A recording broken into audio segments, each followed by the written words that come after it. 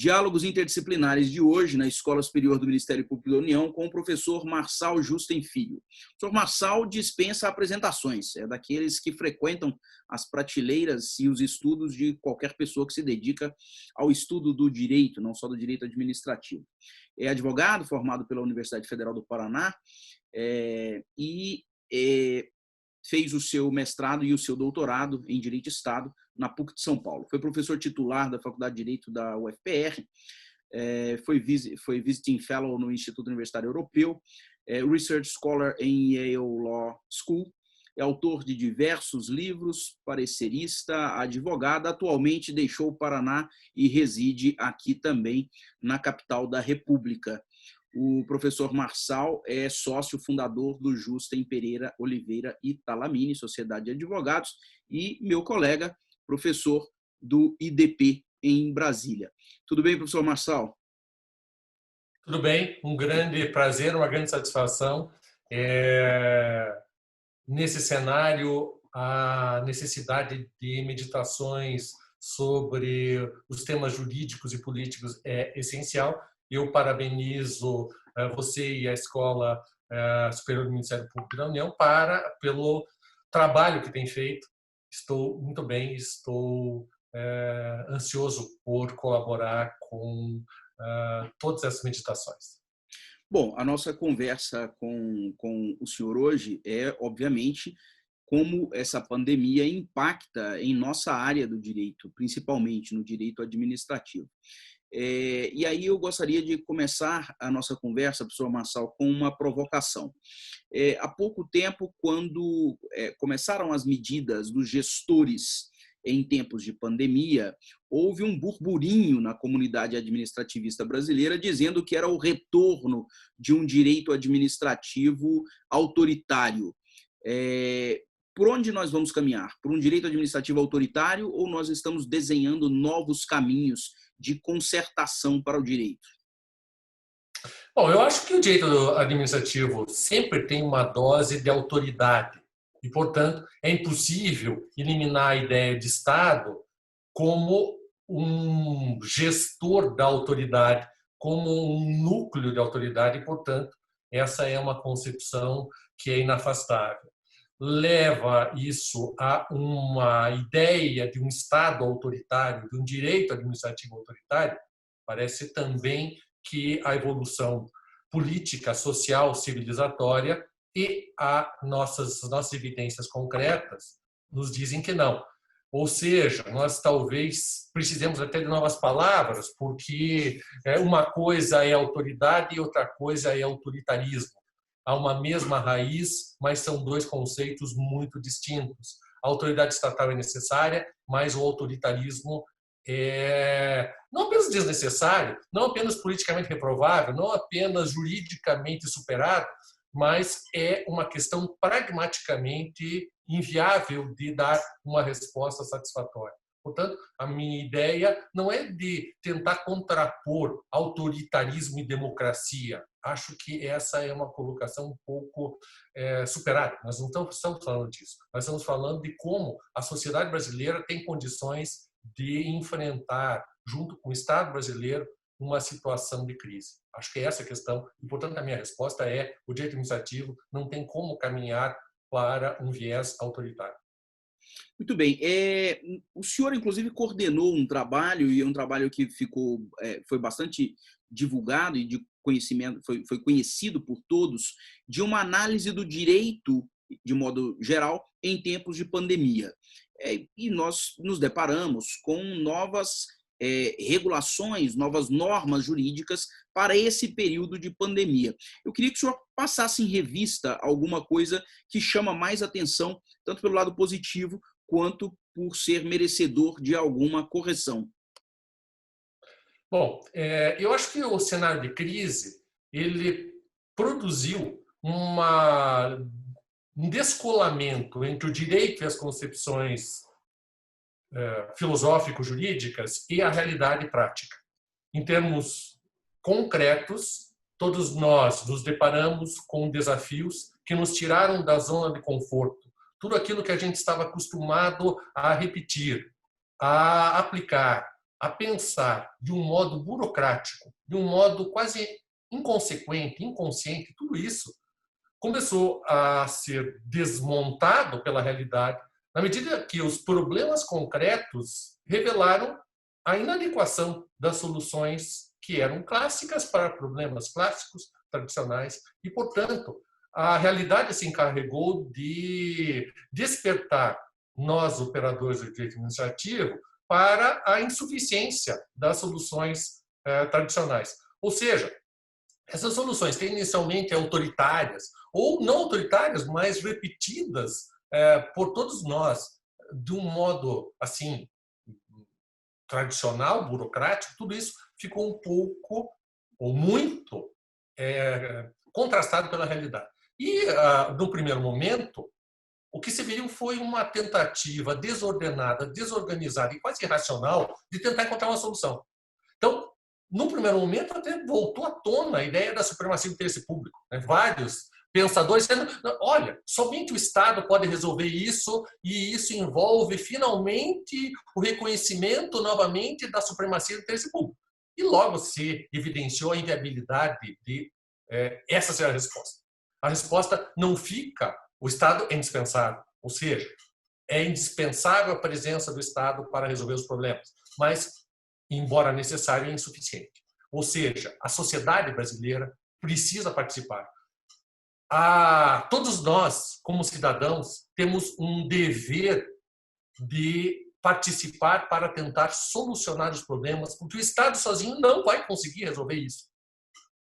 Qual é o fundamento filosófico último desse nosso dever como cidadão? É o reconhecimento da nossa subjetividade idêntica de todos os demais integrantes da sociedade, a constatação de que nós não podemos individualisticamente encontrar uma resposta. Portanto, não se trata de negar a supremacia do interesse público pela supremacia do individualismo. Não se trata disso, se trata de reconhecer, afinal, que o Estado não é mais do que o cidadão, porque o cidadão é necessário para que o Estado e a sociedade se realizem. E, portanto, daí a ideia, afinal, da solidariedade. Ou seja, o reconhecimento de um ponto de equilíbrio entre Estado e sociedade e o dever do cidadão identificar-se com o sofrimento, com as necessidades, com o comprometimento, em última análise, de todos nós com a solução do problema. Muito bem. Professor, uma das questões que nós estamos mais nos deparando está ligada à prestação de serviços públicos concedidos, marcadamente as concessões, né? Aquela racionalidade tradicional, constitucional, inclusive, e muito prevista nos contratos de concessão, de alocação de riscos com as alhas, já parece não fazer frente a isso que nós passamos. A situação foi tão excepcional que me parece, nem o Estado, nem os eventuais concessionários previam algo ou devem entronizar o prejuízo de algo que atingiu a todos de modo equânime, sem nenhuma distinção. A minha pergunta, essa introdução é pelo seguinte: será que é o momento de nós pensarmos não mais, doravante, em uma tentativa de previsão dos riscos inerentes a contratos, principalmente a contratos de longo prazo, mas pensar em um framework, ou algumas balizas para que nós possamos negociar ou ponderar os interesses ou os conflitos que porventura surjam durante a execução de um contrato? Sem dúvida. Uma parte significativa da doutrina do direito administrativo já apontava a superação, a obsolescência das concepções tradicionais relacionadas à concessão de serviço público, isso, em certo ponto, de modo genérico, com todos os contratos administrativos. Mas a concessão de serviço público, isso era muito mais evidente, em virtude de uma visão que reconhecia a licitação concebida originalmente como um modelo exaustivo de contratação em que estaria prevista, seria possível prever tudo o que aconteceria no futuro. Eu tenho insistido com isso, dizendo, olha, é uma questão utópica. Esse modelo é utópico. Quem nas nossas vidas teria condição de estabelecer um modelo de comportamento, estabelecendo direitos e obrigações imutáveis, pré-determinados, exaustivamente disciplinados, num momento da nossa vida para daqui 20 anos? Isso é inviável, especialmente em virtude do fenômeno da aceleração do tempo, né? Que é algo evidente naquilo em que nós vivemos, com a multiplicação de eventos sucessivamente imprevisíveis, inviáveis de serem regulados. A ideia de que você vai fazer uma licitação e vai alocar de um modo definitivo, de um modo rígido, de um modo cristalizado, os riscos de eventos futuros é uma utopia. Ou seja, isso não se faz, é inviável ser feito do ponto de vista empresarial, do ponto de vista econômico, de eficiência econômica, filosoficamente, não tem como isso ser feito. Ou seja, você tem necessariamente, e isso era reconhecido pela teoria tradicional do direito administrativo, que foi criada num direito administrativo francês, que é da mutabilidade do serviço público. O que aconteceu? Nós no Brasil, importamos a mutabilidade do serviço público, mas importamos e impusemos algo que não havia na França no início do século XX, que é a vinculação à licitação. Ou seja, o nosso problema, no final das contas, é a ideia de que o edital traduz de modo exaustivo uma lei imutável para a concessão. Isso é impossível. Ou seja, nós precisamos, como você observou e como vem sendo defendido há muito por vários doutrinadores, vários pensadores, nós precisamos estabelecer um procedimento inicial que discipline o modo de rediscussão segundo postulados de honestidade, de boa-fé, de eficiência, das questões que venham a acontecer durante a execução da concessão. Portanto, nós temos isto claro para o futuro em virtude da constatação da pandemia. O nosso grande problema é o seguinte: o que nós fazemos com as concessões que estão em vigor, que foram concebidas segundo esse modelo cristalizado, incompatível com a realidade? Esse é o nosso grande desafio. Professor, um outro problema que, de modo geral, os administrativistas, os pensadores de direito de Estado têm se debruçado é sobre como o controle atuará quando isso tudo passar. Porque coisa uma é forçar, impor ou querer que a administração pública seja ágil e tome medidas com muito mais agilidade que as ordinárias para fazer frente a isso tudo que estamos passando. Coisa outra é, em um momento de estabilidade posterior, olhar com lentes de normalidade situações anormais. Eu queria que o senhor também tocasse nesse ponto, se possível. Nós temos uma dificuldade gigantesca com o controle, e isso decorre de uma espécie de esquizofrenia da sociedade brasileira, ou da sociedade jurídica brasileira, digamos assim, com a própria função administrativa. Nós queremos, ao mesmo tempo que a função administrativa seja minuciosamente detalhada em termos burocráticos, subordinada a uma quantidade de formalidades muito significativa, e ao mesmo tempo nós queremos que ela seja eficiente, satisfatória, flexível e que ela obtenha os resultados os melhores resultados possíveis. E isso é o desafio do controle. O nosso problema é saber o que nós queremos da administração pública e o que nós imporemos à administração pública. Vai dizer, eliminar a corrupção, sem dúvida. Eliminar a corrupção é um pressuposto qualquer que seja a nossa concepção de Estado, administração pública. A grande dificuldade é nós estabelecermos mecanismos que eliminem a corrupção e que, ao mesmo tempo, permitam a obtenção de resultados eficientes. Parece, nessa visão complicada da concepção de controle, que ao mesmo tempo nós supomos que se nós eliminarmos a corrupção, automaticamente nós teremos a eficiência. E essa não é uma solução. Não são dois fatores que são opostos. Falta de corrupção não significa eficiência. E eficiência não significa falta de corrupção. Eu não estou defendendo a corrupção. Ou seja, eu não estou considerando, nesse caso, nenhum tipo de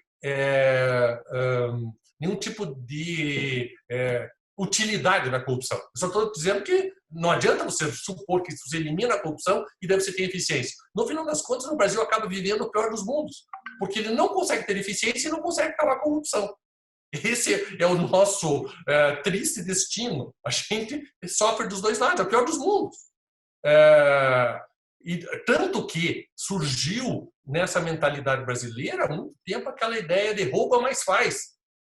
O que significa isso? Significa dizer, olha, não adianta não roubar se você não fizer nada.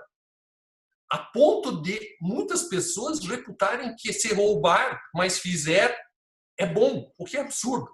Ou seja, nós temos de dizer, não rouba e faz. E o desafio do controle é este. O que significa isso? Significa, basicamente, e essa é uma questão, minha postura pessoal, cabe ao controlador entrar na pele do controlado. No início dos anos 60, me permito uma história mais antiga, se verificou na França uma série de confrontos entre o Conselho de Estado, basicamente um órgão de controle, e a administração pública ativa. E daí então foi introduzido o seguinte mecanismo na vida pública francesa: a obrigatoriedade para o sujeito que integra a carreira de controlador passar um período de tempo dentro da função de administração ativa. Ou seja, você quer controlar, você tem de saber o que é gerir. Se você só se especializa em controle, você passa a viver num mundo da fantasia. Um mundo que não é um mundo real. Ou seja, o controlador tem de ir lá fazer licitação, em que ele assine e ele seja responsável. Ele tem que fazer um contrato, assinar o contrato e ver como é executar um contrato, para depois ele poder controlar. O que tem acontecido? Tem havido uma dissociação, um distanciamento significativo entre controle e administração ativa. O que acontece? O sujeito faz o concurso público para a função de controlador, seja qualquer das carreiras que desempenham essa função. E ele passa a imaginar o que é gerir. E ele não sabe o que é gerir. Ele não foi formado para gerir, ele foi formado para controlar em termos teóricos abstratos. A grande questão é que o direito é vida concreta, o direito é experiência, o direito não é meramente pensado. E o controle não pode ser uma abstração, ele tem que viver a vida real. Talvez uma das exigências, uma das grandes inovações da Lei 13.655 tenha sido precisamente isso. Dizer, olha, em última análise significa, você que vai controlar, entre na pele da autoridade que está sendo controlada. E verifique se aquilo que foi feito, em primeiro lugar, envolve corrupção. E você, vendo a realidade, você vivendo a realidade, você sabe quando tem corrupção. Não é uma questão puramente abstrata ou teórica. E depois, veja o que é ser eficiente num mundo concreto, numa realidade efetiva, num contexto que não é meramente pensado, mas é vivido.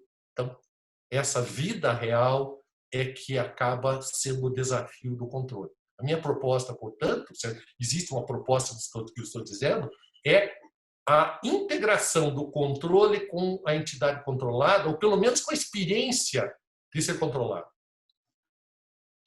Muito bem. Professor, enquanto essa integração que seria extremamente pertinente, ela não nos toma, ou não acontece, não ocorre, nós estamos observando, e obviamente o senhor tem observado, uma atuação, por assim dizer, multivetorial dos órgãos de controle. Vou dar um exemplo. A chuva de ações em que o controlador impõe ao gestor uma determinada posição, que é uma posição típica de administração. Na falta de um consenso científico de como agir diante de uma pandemia, as instituições de controle têm tentado plasmar em instrumentos, que são instrumentos jurídicos típicos de controle e não de gestão, as vontades quase pessoais daqueles que controlam na mão de quem toma a decisão. E aí o senhor tocou em um ponto que me parece o ponto crucial disso tudo, é que o controlador não responde pela ação do controlado quando ele manda que faça.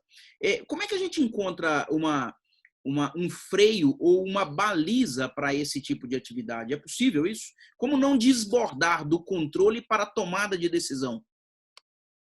Essa é uma questão muito problemática, porque envolve um tema muito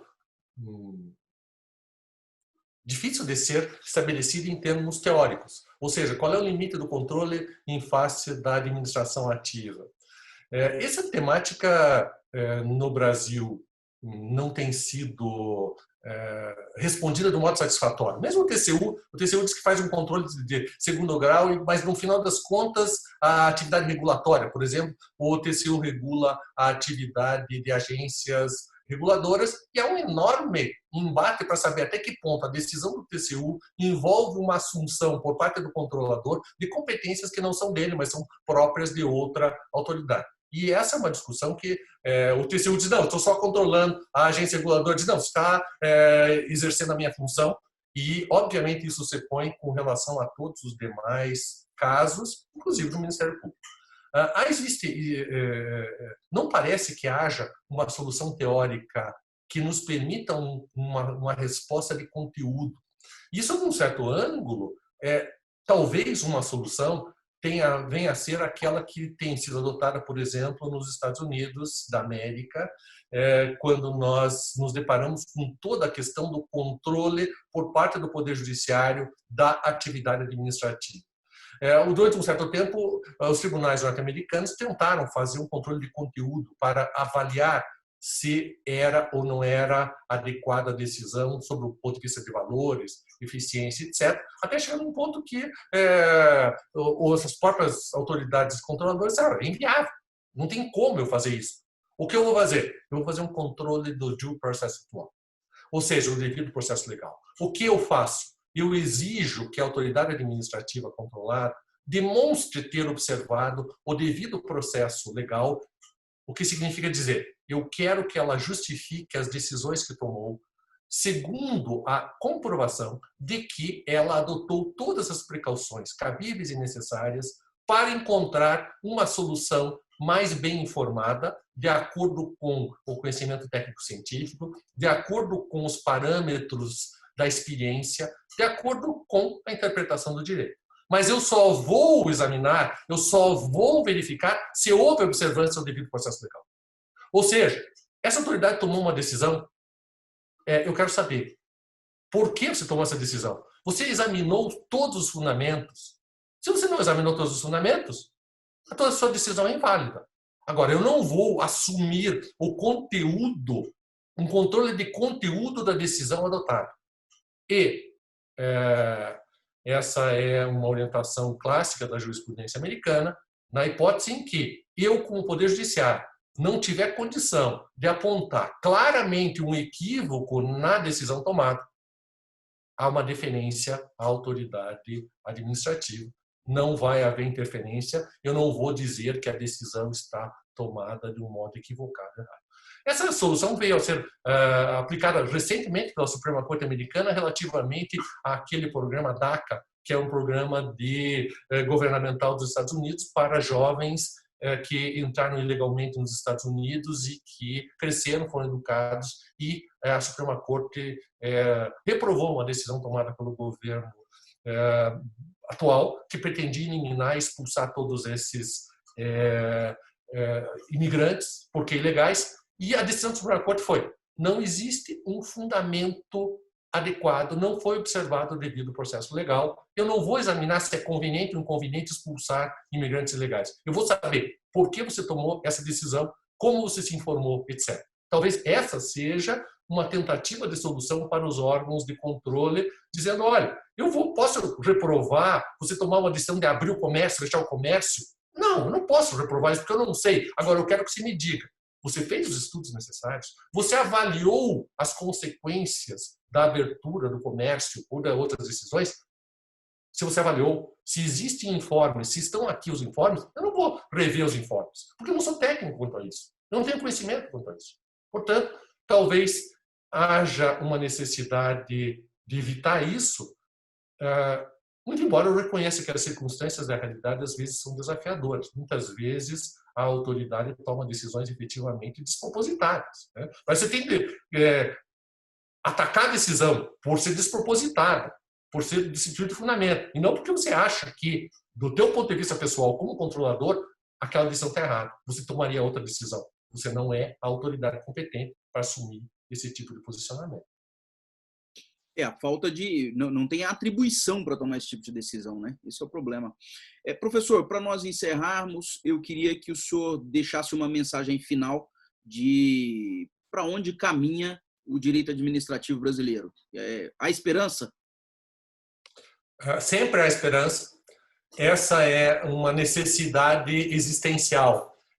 Eu acho que nós estamos diante de vários impasses e a grande constatação de tudo isso é a entrada numa nova etapa da civilização mundial e brasileira especificamente. Uma etapa em que os conceitos tradicionais, os mecanismos jurídicos clássicos se tornaram obsoletos e superados. O nosso grande desafio é estar à altura dos tempos, como diria Ortega y Gasset. Nós temos de compreender a limitação daquilo que a gente foi até agora.